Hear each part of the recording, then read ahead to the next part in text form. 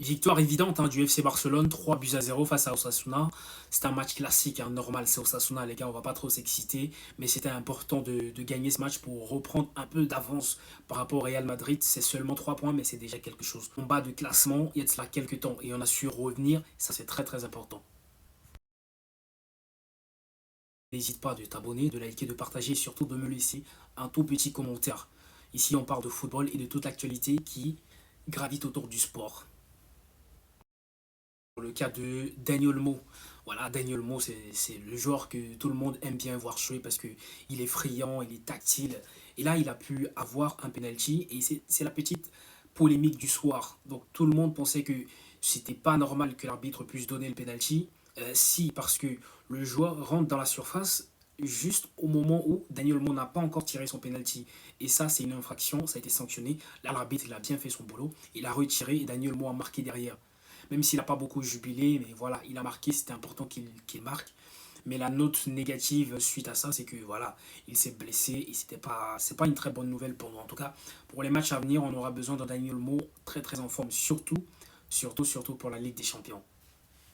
Situation Julian Alvarez avec Lamine Yamal, ce serait de la bombe parce qu'il serait jeune, il aurait envie de prouver lui aussi et il va faire des bons efforts, il va pas trop être égoïste parce que parfois Lewandowski, il a ce sens du buteur à l'ancienne, le renard qui veut absolument marquer, même si je vais pas omettre qui nous aide aussi, hein, il nous aide beaucoup. Mais Julian Alvarez nous ferait beaucoup plus de bien qu'en Lewandowski actuellement. Ouais, les gars, je suis vraiment insistant là-dessus. Mais maintenant, si on prend un peu le match de Koundé, Koundé, ça n'a pas trop été ça aujourd'hui. Ça n'a pas trop été ça. On sent qu'il est un peu fatigué. J'aimerais bien que Flick, qu'il fasse un peu à ce niveau-là le turnover. C'est vrai que je me suis trompé aujourd'hui. Par rapport à son coaching, j'avais un peu peur. Il a essayé de lancer les jeunes qui n'avaient pas encore. J'ai vu que c'était un match en retard. C'était le bon moment de le faire. Franchement, il a de la bouteille, ce coach. Je l'aime bien. Il a de la bouteille. Il réfléchit et il planifie bien ses trucs. Mais j'ai un souci.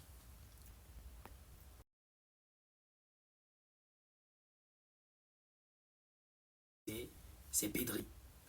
Moi, je ne comprends pas comment est-ce que ce joueur peut être encore MVP. Bon, là, c'est le langage des basketteurs.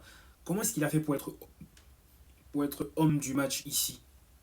Alors que Yamal fait un meilleur match pour moi. Yamal, il fait un meilleur match que Pedri. Mais je ne comprends pas pourquoi est-ce que Pedri est toujours homme du match.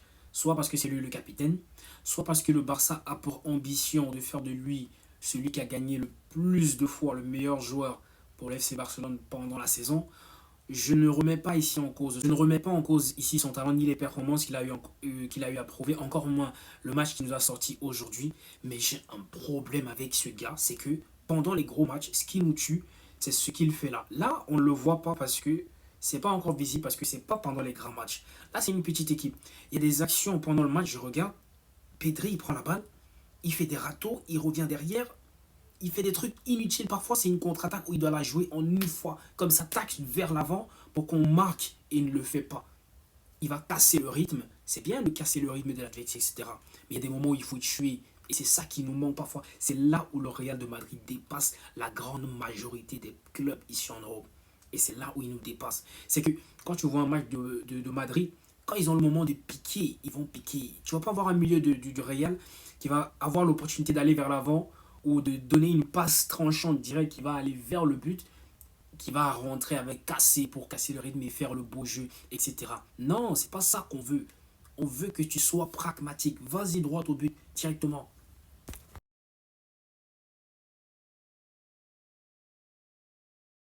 Le Real de Madrid, pourquoi? Parce que quand je vois le match de Barça, c'est très beau. Hein. Pedri, De Jong, ça tourne bien à la baballe. Pablo Torre, Pablo Victor, Fermin Torres, Gavi. On a une pléthore de milieux vraiment talentueux. Mais ce sont des joueurs de ballon au pied. Ballon au pied, ça veut dire quoi? Ce sont des joueurs où ils ont besoin des petits espaces, de se refaire plusieurs touches de balle. C'est un peu Xavi, Iniesta, etc. Mais si vous regardez bien, dans le trio Xavi, Iniesta, Busquets, il y avait un qui était capable de faire ça Et c'est ce que le Real avait avec Toni Kroos. Et c'est ce que Chouameni est en train de faire déjà au Real de Madrid. Lorsque vous voyez bien les matchs du Real, vous allez voir que Chouameni fait des transversales. Gauche-droite, gauche-droite, gauche-droite. Et il n'y a pas ça au Barça. C'est ça qui manque. Il manque un peu de dynamisme. Il faut de la variété encore plus. Il faut encore plus de la variété. Parce que quand tu changes de côté comme ça, Le temps que la défense se remette en place, c'est très très long. C'est vrai qu'on n'a pas des joueurs de tête, mais ça va amener un peu plus de dynamisme. Parce que De Jong, il ne fait pas de transversal. J'ai jamais vu De Jong faire des transversales. Pedri, il fait très très peu de transversales. Il en fait, mais très peu. C'est souvent la classique, on la voit toujours. C'est sur Yamal. Mais moi, je te parle des transversales où le milieu de terrain va chercher le latéral de l'autre côté, qui va remiser sur l'ailier. L'ailier qui va entrer, il va combiner avec le latéral, il va centrer, marquer. Ils ont déjà eu des séquences comme ça, mais c'est pas trop ça. Si tu vois bien le match du FC Barcelone, tu vas voir que ça tourne toujours à la baballe, etc. Ça veut essayer de rentrer à l'intérieur un peu de la surface, remise, tac, tac, tac, et ça rentre dedans. C'est très beau, c'est magnifique, etc. C'est bien, mais il faut un peu innover, il faut rajouter la petite touche au-dessus, là. La petite touche qui va faire la différence. C'est ça. Mais la saison n'est pas encore terminée.